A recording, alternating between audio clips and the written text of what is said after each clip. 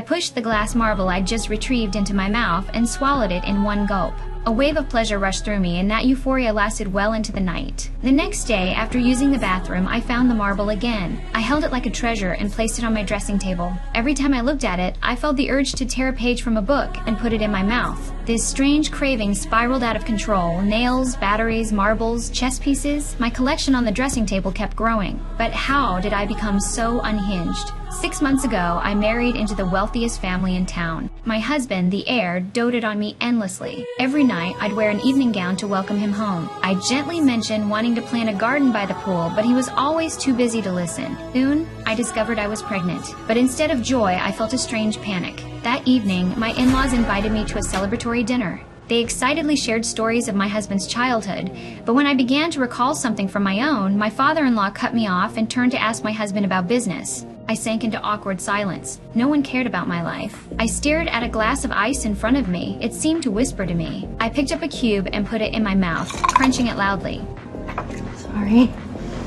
This ice is totally awesome. One day, as I was quietly arranging the room, my mother-in-law dropped by unannounced, as she often did, without warning. She handed me a prenatal self-help book. Gosh, I love it.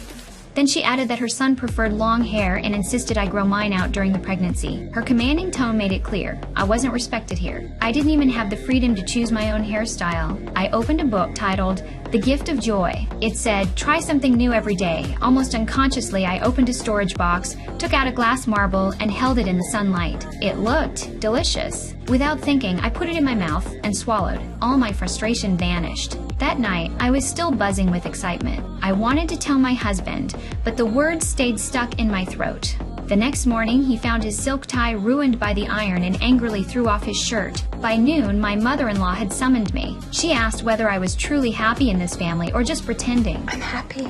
Back home, I furiously cleaned the carpet to vent my frustration. Suddenly, the vacuum picked up a nail. The urge to eat it surged, but the sharp pain snapped me back to reality, my tongue bleeding. Still, I couldn't look away from the nail. In the end, I gave in and swallowed it. After the sharp pain, I smiled in relief. Finally, I had done something for myself. But a nail isn't as smooth as a marble. My husband noticed I'd locked myself in the bathroom too long. Hey, babe. What's going on in there? After a frantic struggle, I came out with my fist closed. From then on, I grew even more reckless. My collection became bizarre and alarming. I completely forgot I was still pregnant. Then, during a prenatal checkup, my secret was exposed. There's something else inside there. What? What do you mean?